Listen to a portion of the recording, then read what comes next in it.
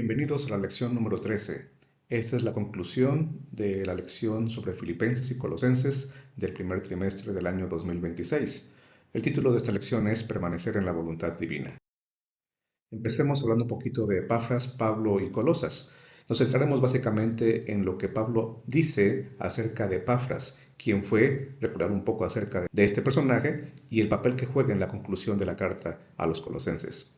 En el capítulo 1 encontramos que Epafras es considerado el fundador de la iglesia de Colosas, es un líder de esa iglesia por lo tanto, y también fue quien informó a Pablo de las condiciones en las que se encontraba la iglesia. Si Pablo puede escribir una carta señalando asuntos específicos es porque Epafras le comunicó esta información. Si Pablo tiene interés por esta iglesia y pretende ayudar en cosas muy específicas a esta iglesia, es precisamente porque Epafras no solo le informó acerca de esas necesidades, sino que él también tiene interés de que estas situaciones se atiendan, se resuelvan, porque él también ama a la iglesia. Y es un hecho que la presencia de Epafras en Roma junto con Pablo implica que él tenía este interés, ese amor por la iglesia, ya que el viaje que tuvo que haber realizado Epafras desde Colosas hacia Roma incluía unos 2000 kilómetros, dependiendo de la ruta que tomaras y el medio de transporte, por supuesto, pero englobemos la cantidad de kilómetros en 2000 y el viaje te podría llevar entre 3 a 5 semanas. Es probable incluso que Epafras entonces era una persona que tenía recursos suficientes como para financiarse este viaje. No podemos asegurarlo, podría haber sido de otra forma su financiamiento, pero imagina ese perfil, un líder que no solamente se interesa en que la iglesia tenga sus actividades, sus programas como debe ser, sino también está dispuesto a viajar, a invertir tiempo, dinero y esfuerzo para ir con el gran Pablo y explicar lo que está sucediendo en la iglesia para que él también intervenga y ayude a esta iglesia que se encuentra con necesidades muy específicas. Epafras era un líder que en ese sentido tiene muchas cosas que debieran imitar los líderes de las iglesias hoy en día. Su amor y su cuidado por la iglesia, entonces podemos decir que está a la par de la actitud que Pablo también tiene por la iglesia de Colosas. La autoridad con la que Pablo puede hablarle a la iglesia, de alguna manera está compartida también por Epafras, ya que él va a ser el medio de llevar esta información y de procurar que estas recomendaciones y exhortaciones que Pablo hace en su carta puedan llevarse a cabo. No solamente fue a visitar a Pablo, sino que también regresará a nombre de él a hablar con la iglesia. Epafras se nos dice hacia el final de Colosenses que él ruega encarecidamente por la iglesia, ruega encarecidamente.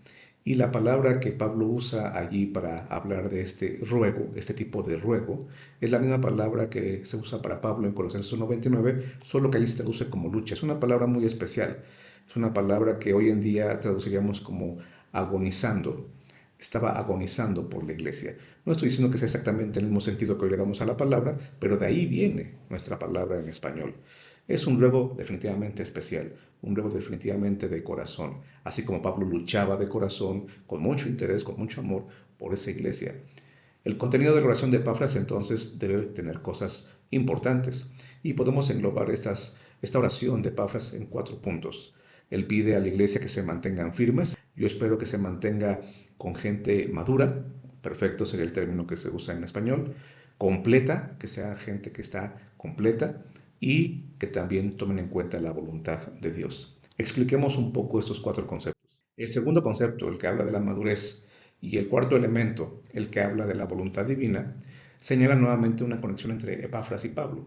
Tú podrías verificar con calma en el primer capítulo de Colosenses, los versículos 28 y luego el versículo 9, para notar precisamente que Pablo también habla de estos conceptos pidiendo o esperando que la iglesia en Colosas tenga estas características. Pero me quiero detener sobre todo en el primero y en el tercero. El primer elemento y el tercer elemento de la oración que se menciona hace Epafras por la iglesia de Colosas. En el primer elemento, él pide que la iglesia se mantenga firme y en el tercer elemento, que sea gente que está completa. ¿A qué se refiere eso?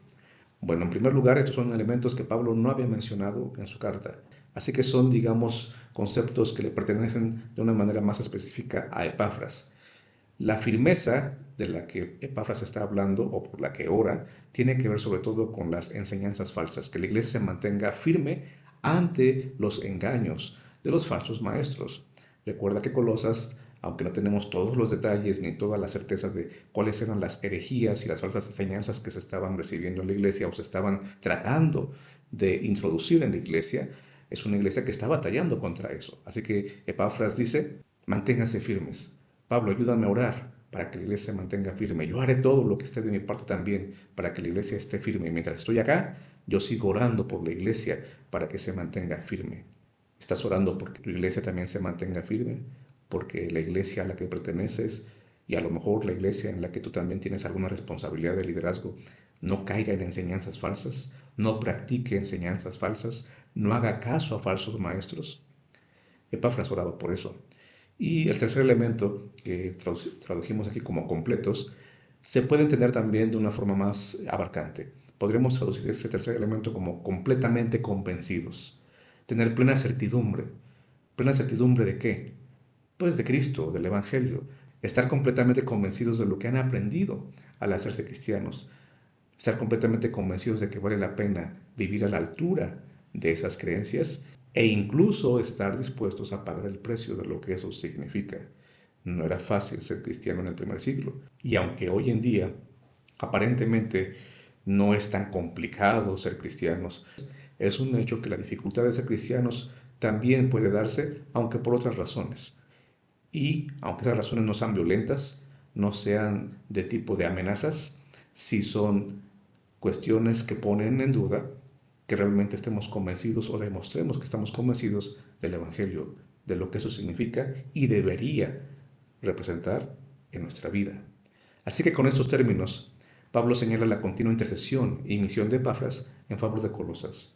Era un líder que definitivamente amaba a su iglesia y junto con Pablo están intentando hacer que la iglesia haga lo mejor posible y entre eso está mantenerse firmes y estar completamente convencidos. La idea es que no te mueva nadie, la idea es que ninguna enseñanza falsa te mueva del lugar en el que ya estás. Si crees en Cristo, si has aceptado el Evangelio, vive a la altura de ese Evangelio. Hacia el final de la carta, el apóstol Pablo entonces vuelve a hablar de sus prisiones. Él le pide a la iglesia de Colosas que se acuerde de sus prisiones. ¿Esto se refiere a una petición, digamos, de tipo personal? Seguramente que sí. Pablo era un ser humano que tenía emociones, sentimientos y por supuesto también necesidades. El saber que la iglesia estaba orando por él le ayudaba. Así como a ti y a mí nos puede servir y mucho pedirle a alguien que siga orando por nosotros. O incluso, aunque no se lo pidamos, alguien nos dice estoy orando por ti, eso definitivamente es muy importante, es muy útil. Sin embargo, la petición de Pablo seguramente va más allá. Porque si regresamos unos versículos en el mismo capítulo 4 de Colosenses, encontraremos que él vincula su encarcelamiento con el asunto de la misión. En estos versículos de Colosenses 4, Pablo hace referencia, sí, a que está preso, pero aún así él sigue pensando en la misión. En otras palabras, Pablo veía sus cadenas como un escenario para que la palabra de Dios siguiera expandiéndose. Aprendan entonces también de esto, estimados hermanos de Colosas. Podríamos pensar que así estaba escribiendo Pablo, ¿no? Aprendan de esto. Aún con cadenas, aún prisionero, el Evangelio puede seguir predicándose. Ustedes no están presos, sigan haciéndolo. Y noten que si siguen orando por mí, yo también lo seguiré haciendo. Oren por mí porque lo necesito, pero también oren por mí porque el Evangelio debe seguir expandiéndose. Qué gran misión la que tenía en su corazón Pablo, qué gran convicción. Seguramente él estaba firme y plenamente convencido de lo que creía y en quién creía. Finalmente, las palabras finales de la carta nos hablan de algo también que llenaba el corazón seguramente de Pablo y debiera llenar también nuestro corazón. Lo común en aquellos días es que una carta terminara con la expresión sé fuerte y próspero. Era lo común que se despidiera a la gente de esta forma, sé fuerte y próspero. Permítame la expresión coloquial, échale ganas, te va a ir bien.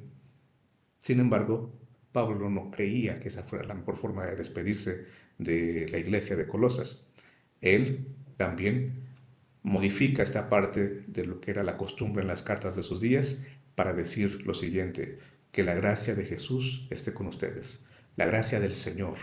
Pablo no necesita pedirte que seas fuerte y próspero, no porque no desee que te vaya bien, sino porque él sabe que lo mejor que te puede desear es que la gracia de Jesús esté contigo, porque la gracia te fortalece, porque la gracia te perdona, porque la gracia te habilita, porque la gracia te cubre, porque la gracia puede capacitarte para seguir adelante y alcanzar, por supuesto, o recibir todas las bendiciones que el Señor quiere darte. En la iglesia de hoy en día necesitamos mantenernos firmes también. Necesitamos estar plenamente convencidos de lo que creemos y en quién creemos, pero sobre todo debemos estar seguros siempre, al terminar cada día, no solamente al terminar de leer una carta, no solamente al terminar un trimestre, al terminar cada día, de saber que si lo terminamos, podemos descansar seguros en la gracia de Jesús, porque Él nos capacita, Él nos habilita, Él nos ama y Él nos da su bendición.